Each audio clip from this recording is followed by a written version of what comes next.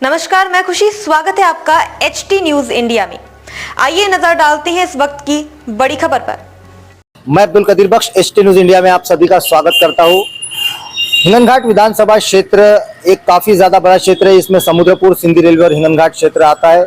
और हिंगनघाट विधानसभा क्षेत्र में राष्ट्रवादी कांग्रेस की ओर से कौन वो चेहरा होगा जिसे उम्मीदवारी मिलेगी, कौन राष्ट्रवादी कांग्रेस या फिर महाविकास आघाड़ी की ओर से उम्मीदवार होगा जो विधानसभा में अपनी दावेदारी पेश करेगा और विधानसभा क्षेत्र में एक चेहरा होगा जो महाविकास आघाड़ी की ओर से होगा। लेकिन अभी तक के इस पर एक चर्चा का विषय है। कोई कहता है कि राष्ट्रवादी कांग्रेस शरद पवार गढ़ से अतुल वांदिले को टिकट मिलने वाली है। उनके कार्यकर्ताओं को भी यही लग रहा है कि टिकट उन्हें मिल रही है। उन्होंने जोर शोर से प्रचार भी शुरू कर दिया है। उसी तरह माजी आमदार राजू भाऊ तिमांडे, वो भी राष्ट्रवादी कांग्रेस से पूरे तरीके से अपनी दावेदारी पेश करने के लिए उत्सुक है।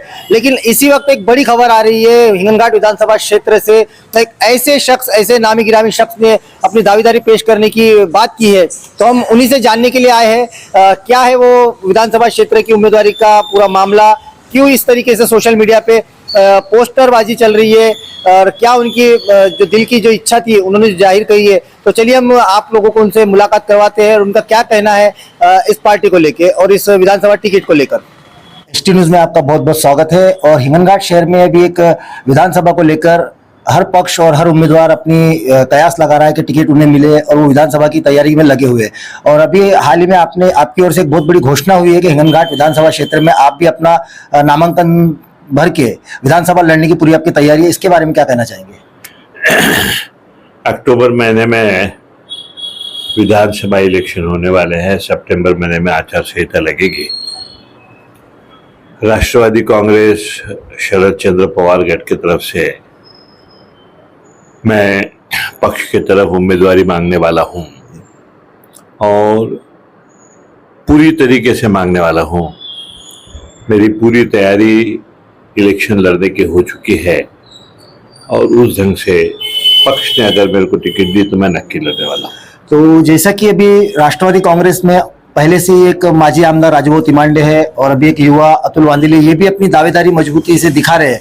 और इसी बीच में एक बड़ी बात खबर सामने आई है कि आप भी विधानसभा में लड़ने के लिए आपने 100% अपना विचार व्यक्त किया है। और पार्टी किसे उम्मीदवारी देती है ये तो भी आने वाला समय बताएगा, लेकिन आपकी ओर से क्या भूमिका होंगी विधानसभा की उम्मीदवारी को लेकर? हमारे पार्टी में, हमारे पक्ष में लोकशाही है। सबको टिकट मांगने का, दावेदारी करने का अधिकार है और जहाँ जहाँ लोकशाही रहेगी वहाँ वहाँ पर जिसको भी उम्मीदवारी मांगना है वो मांगेंगे। मेरे साथ मेरे साथीदार श्री राजू भाऊ तिमांडे माजी आमदार, ये भी टिकट के इच्छुक है। अतुल वांदिले भी टिकट के इच्छुक है, वो भी टिकट मांगेंगे। और जिस किसी को भी पक्ष टिकट देगा उस व्यक्ति की पूरी तरीके से काम करने की मानसिकता हमारी है। और जैसे कि आपने मंशा जाहिर की कि विधानसभा आप लड़ने वाले, अगर पक्ष ने आपको टिकट नहीं दिया राष्ट्रवादी कांग्रेस की, तो आपकी भूमिका क्या होगी? मैंने पूरी तरीके से उम्मीदवारी मांगी है।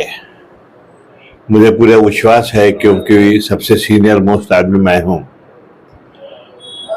और मुझे विश्वास है कि जिस ढंग से मेरा काम शहर और ग्रामीण भाग में है, पक्ष मेरे को ही टिकट देगा और उस ढंग से मैं उम्मीदवारी मुझे करूंगा। लेकिन अभी हाल ही में सुप्रीमो शरद पवार साहब ने कहा था कि 35% जो है वो युवाओं को टिकट दी जाएंगी राष्ट्रवादी में, तो इस पर आपकी क्या मतलब राय है? बिल्कुल कोई किसी भी प्रकार की हरकत नहीं।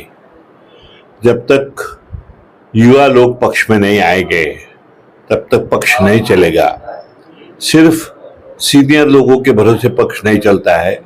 दोनों का कॉम्बिनेशन अत्यंत आवश्यक है। युवा के साथ साथ में सीनियर लोग, ज्येष्ठ लोग भी अत्यंत आवश्यक है, जिन्होंने अपना पूरा आयुष्य, पूरी जिंदगी, या जब से राष्ट्रवादी कांग्रेस का फॉर्मेशन हुआ, शरद चंद्र पवार गढ़ का तो फॉर्मेशन अभी हुआ, राष्ट्रवादी कांग्रेस का फॉर्मेशन हुआ, तब से जो लोग हैं उनका भी विचार, जैसा 35% अगर बोल रहे हैं तो 65% उन लोगों का विचार होने वाला है। तो जैसे कि आपने कहा कि आप अपनी 100% दावेदारी पार्टी के लिए उम्मीदवारी के लिए मांगेंगे, लेकिन अभी इंडिया अलायंस जिस तरीके से है उसमें राष्ट्रवादी कांग्रेस और शिवसेना उबाटा भी है। अगर हिंगनघाट विधानसभा क्षेत्र की जो टिकट है ये अगर शिवसेना उबाटा को अगर जाती है तो फिर राष्ट्रवादी की तरफ से आपकी क्या भूमिका होगी? देखिए, महाविकास आघाड़ी ये बहुत पक्ष मिलके है जी अपने हिंगनघाट विधानसभा मतदार संघ का अगर विचार अगर अपन करते हैं तो कांग्रेस है, राष्ट्रवादी कांग्रेस शरदचंद्र पवार गठ है, शिवसेना उबाठा है, आरपीआई के गठ है। सभी लोगों को अधिकार है उम्मीदवारी मांगने का, लेकिन मेरी खुद की राय ऐसी है, मेरी मानसिकता ऐसी है कि जिस किसी को भी महाविकास आघाड़ी की उम्मीदवारी मिलेंगे उसके तरफ से हम काम करने वाले हैं। तो जैसा कि आपने कहा कि जिस किसी को भी टिकट मिलेंगी, जो भी पार्टी को यहाँ का दावेदारी मिलेंगी, तो उसके लिए आप सभी पक्ष के सभी पार्टी के सभी जो नेता है वो सब उसके लिए काम करेंगे, ना कि आप अपक्ष लड़ेंगे। अपक्ष लड़ने की आपकी ऐसी कोई भूमिका नहीं है? मेरे कार्यकर्ताओं की तरफ से मुझे काफी दबाव है पक्ष लड़ने का। ये समय बताएगा कि क्या होता है, लेकिन आज मेरी मानसिकता ये है कि जिस किसी को भी महाविकास आघाड़ी की उम्मीदवारी मिलेंगे उसके लिए मैं काम करूंगा। जी बहुत बहुत धन्यवाद। ये थे हिंगनघाट शहर के माजी नगराध्यक्ष और कृषि उत्पन्न बाजार समिति के सभापति एडवोकेट सुधीर बाबू कोठारी। उन्होंने अपनी मंशा जाहिर की है और उन्होंने बताया है कि अगर पार्टी उन्हें टिकट देती है तो वो जरूर हिंगनघाट विधानसभा से उम्मीदवारी अपनी दर्शाएंगे। और उसके अलावा जो अपक्ष की बात जब हमने उनसे की तो उन्होंने कहा उनकी कार्यकर्ताओं का उन पर काफी ज्यादा दबाव है, प्रेम है, लेकिन इसके बारे में फिलहाल अभी कुछ कहने से वो कहना नहीं चाहते। ये तो समय रहते बताएंगा। तो तब तक के लिए देखते रहे एचटी न्यूज इंडिया। मैं अब्दुल कदीर बख्श। खबरों में अब तक के लिए बस इतना ही। फिर होगी आपसे मुलाकात ऐसी किसी बड़ी और खास खबर के साथ। तब तक के लिए नमस्कार और देखते रहिए एचटी न्यूज इंडिया।